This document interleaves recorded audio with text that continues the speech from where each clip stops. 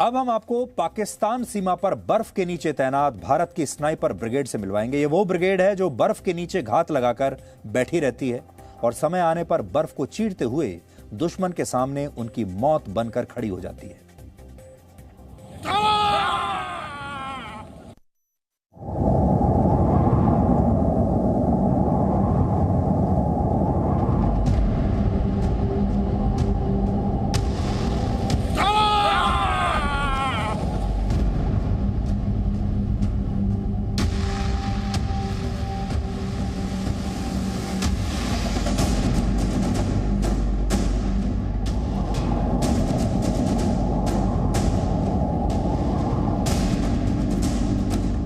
ये तस्वीरें भारत विरोधी उन ताकतों को कड़ा जवाब है जो इस देश को तोड़ने का सपना देखती हैं।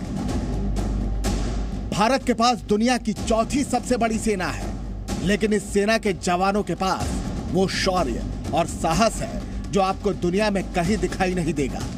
इनके हाथ देश की रक्षा के लिए भी उठते हैं और देश के गौरव के लिए भी। भारत माता की जय! भारत माता की जय! भारत माता की जय! एलओसी पर स्थित बीएसएफ की फॉरवर्ड लोकेशन पर स्थित ये पोस्ट भी बाकी दूसरे पोस्टों की तरह इस वक्त बर्फ से पूरी तरीके से ढकी हुई है। एलओसी के इलाके काफी ऊंचे नीचे और गहरी खाइयों वाले हैं और ऐसे में एक चूक जानलेवा हो सकती है। पेट्रोलिंग के लिए निकली बीएसएफ की टीम को इस बात का ध्यान रखना होगा कि उनसे कोई चूक ना हो और ऐसे में बीएसएफ के जवान एक दूसरे से अपने आप को रस्सियों से बांध करके चलते हैं ताकि किसी एक जवान का पैर फिसले भी तो दूसरे साथी उसे बचा सकें और ऐसे में लगातार एलओसी के इलाकों पर दुश्मन पर नजर रखी जाती है। ये जब सैल्यूट करते हैं तब ये सिर्फ इस देश के जाबाज सैनिक नहीं होते, बल्कि ये इस देश के सच्चे नागरिक होने का परिचय भी देते हैं। एलओसी से सटे इन इलाकों में मौसम का कोई भरोसा नहीं है। अचानक वेदर चेंज होते हैं, बर्फबारी शुरू हो जाती है। यहाँ जब हम आपसे बात कर रहे हैं तो आप देख सकते हैं कि इस वक्त स्नोफॉल शुरू हो चुका है, लेकिन बीएसएफ की ये टीम लगातार ड्यूटी कर रही होती है। इन्हें मालूम है कि उनके ऊपर कितनी बड़ी जिम्मेदारी है। हम यहाँ बात करेंगे जवानों से। आप ये बताइए कि जब आप पेट्रोलिंग के लिए निकलते हैं, गश्त के लिए निकलते हैं, कोई आपको हरकत दिखती है या कोई सस्पेक्टेड मूवमेंट दिखता है इन इलाकों में, तो फिर आप क्या करते हैं? हम तुरंत कंपनी कमांडर को रिपोर्ट करते हैं। उसी तरह से इलाका के सारे इलाका का हम छानबीन करते हैं। उसके बाद जब कंपनी कमांडर का आदेश देता है उसी हिसाब से हम ड्यूटी करते हैं। आप उस हिसाब से ड्यूटी करते हैं। तो यहाँ जैसे ही ये टीम को मालूम होता है कि यहाँ कोई अगर सस्पेक्टेड मूवमेंट है तो उनको क्या करना है और फिर उसके बाद यहाँ आगे की कार्रवाई की जाती है। -15 डिग्री की खून जमा देने वाली इस ठंड में बर्फ पर चलना और बर्फ के अंदर घंटों तक जमे रहना आसान नहीं होता, लेकिन सेना की स्नाइपर ब्रिगेड दुश्मन से निपटने के लिए घंटों बर्फ में दबी रहती है। एलओसी के इन इलाकों में बैक एक्शन का भी खतरा रहता है। पाकिस्तान की तरफ से घुसपैठ के लिए आए आतंकी अक्सर बीएसएफ या सेना के जवानों पर घात लगा करके हमले करते हैं। बीएसएफ के स्नाइपर्स इन इलाकों में तैनात रहते हैं। हमारे पीछे आपके लिए यह अंदाज लगाना भी मुश्किल होगा कि यहाँ बीएसएफ की स्नाइपर टीम तैनात है। काफ़ी ध्यान देंगे तो आपको यहाँ पर गन दिखेगी और बीएसएफ के ऐसे जवान पूरी तरीके से बर्फ में अपने आप को छुपा कर रखते हैं।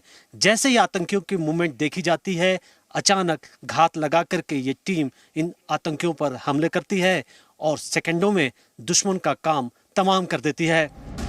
ये जवान लगातार 10 घंटों तक बर्फ के अंदर रहते हैं, इसीलिए और इस दौरान एलओसी के पास घुसपैठ की कोशिश करने वाले आतंकवादियों का इंतजार किया जाता है।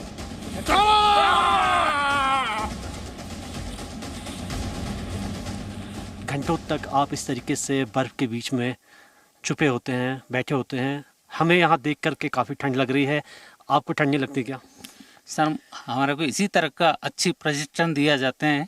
इस प्रशिक्षण के दौरान हम 8 से 10 घंटे तक हमारे को कोई दिक्कत नहीं आता। इस बर्फीले इलाके में हमारे को इसी तरह का ट्रेनिंग दिया जाती है, इसलिए हमारा कोई परेशानी नहीं है। 8 से 10 घंटे, 10 से 20 घंटे तक हम इसी तरीके से हम रह सकते हैं। बर्फ से अपने आप को छुपाव करते हैं, उसी तरीके से हम ड्रेस पहनते हैं। अगले दुश्मन को हमारे को अंदाज़ा नहीं लग सकते ये कहाँ पे रहते हैं।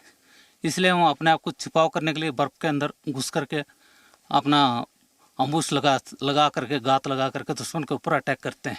आप ये बताइए कि किस तरीके से आप अपने जवानों को मोटिवेट करते हैं, क्योंकि यहाँ पर काफ़ी विषम हालात हैं। जी, जैसा कि आप देख पा रहे हैं, अभी आज के मौसम में स्नोफॉल है। यहाँ पर ड्यूटी के दौरान एवलांचेस का डर रहता है और स्नो वाइट का डर रहता है।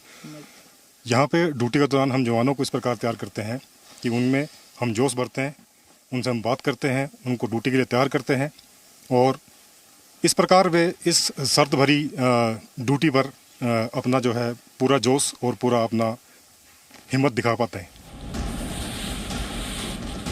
शहरों में ठंड बढ़ते ही घरों में हीटर चालू हो जाते हैं, लोग रजाई में बैठे रहते हैं, अलाव जला लेते हैं, लेकिन ये जवान -, डिग्री के तापमान में भी टस से मस नहीं होते और असली देशभक्ति की प्रेरणा आप इनसे ले सकते हैं।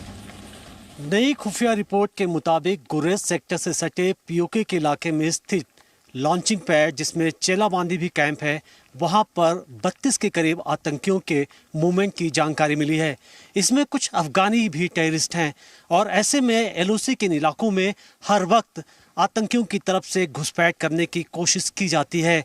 बर्फ में जब ये जवान चल रहे होते हैं तो आतंकियों के मूवमेंट की लगातार नज़र रखते हैं। यहाँ पर बर्फ में पड़ने वाले पैरों के निशान भी कई बार ऐसे मूवमेंट की तरफ इशारा करते हैं। जब भी बीएसएफ की टीम पेट्रोलिंग के लिए निकलती है, वो इन इलाकों में पैरों के मूवमेंट उनको भी देखती है, क्योंकि यहाँ दूर दूर तक आबादी नहीं है और ऐसे में अगर ऐसे फुटप्रिंट दिखते हैं तो जाहिर तौर पर यह हो सकता है कि आतंकियों की तरफ से कोई घुसपैठ की कोशिश की जा रही हो। और ऐसी स्थिति में बीएसएफ की टीम अपने दूसरे साथियों को अलर्ट करती है और पूरे इलाके में गहन छानबीन शुरू कर दी जाती है। कैमरामैन दीपेंदु डे के साथ मनीष शुक्ला, जी मीडिया, कश्मीर। हमारे देश में जो असंतुष्ट लोग मौजूद हैं, जिन्हें अपने ही देश में बहुत सारी कमियां नजर आती हैं, जिन्हें अपना लोकतंत्र अच्छा नहीं लगता, उन्हें एक बार हमारे इन सैनिकों से सरहदों पर जाकर मिलना चाहिए और कुछ समय इनके साथ बिताना चाहिए। Presenting B News app available on Google Play and App Store. Download it now.